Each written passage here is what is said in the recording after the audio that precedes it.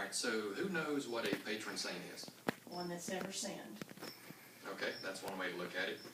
Today we're going to talk about St. Christopher.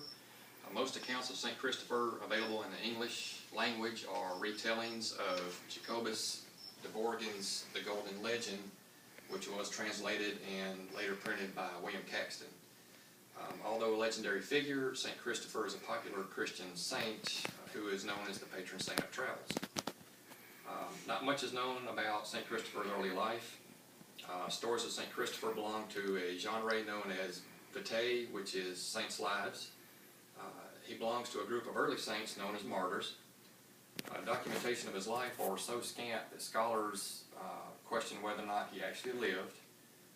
The stories of St. Christopher are very inconsistent. He was described as a monster with a dog's head who ate people. His name before his baptism was listed as Reprobus in some sources and Pharos in others. By all accounts, St. Christopher was a large man, maybe even a giant, with a fearsome face. St. Christopher's life follows a predictable pattern. There was a description of St. Christopher's early pagan life, then his conversion, next the miracles of a saint and his ability to convert people, and finally the story of persecution and martyrdom by the hands of a temporal king.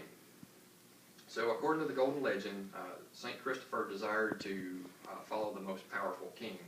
So when he found out that the king actually crossed himself, when he heard the name of the devil, he went in search of the devil. And when he finally found the devil, he devoted his service to the devil until the devil actually showed fear of Christ when his name was mentioned. So he decided to go in search of Christ, because anyone who put fear in the devil must obviously be more powerful than the devil. So according to the Golden Legend, when St. Christopher went in search for Christ, he met a hermit. So the hermit told him that he needed to pray and fast for awakening, and he told the hermit that he could not fast because of his size, that would actually take away from his strength. So the hermit told St. Christopher that he needed to find a mighty river and help carry people across the river as his service to Christ.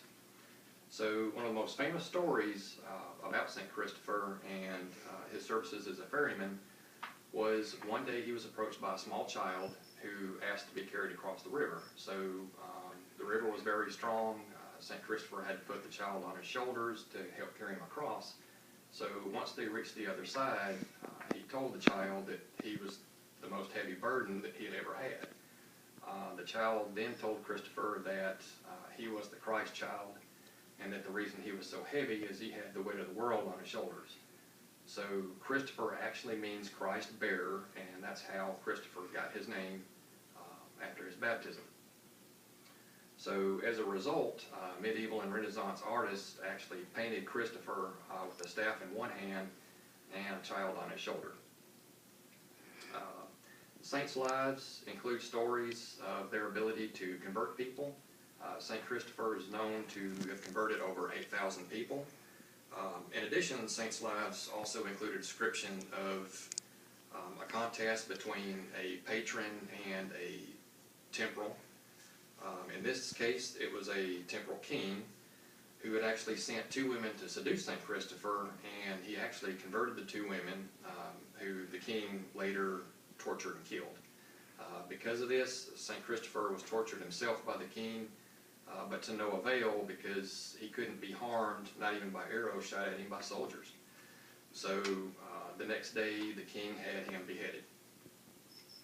Regrettably, the Catholic Church, in an effort to honor those saints whom they could establish the historical basis for, removed St. Christopher's feast day, which was July 25th. This was done back in 1969. Regardless of the official church rulings and historical documentation, believers continue to believe and pray for intercession in times of need during travel. The importance of St. Christopher is not whatever life he may or may not have led. in the distant past, rather what Christians choose to believe through the centuries.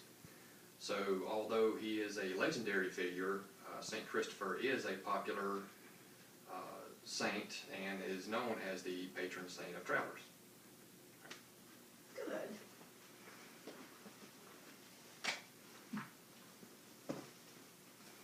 Alright, so now we just need to show the cards.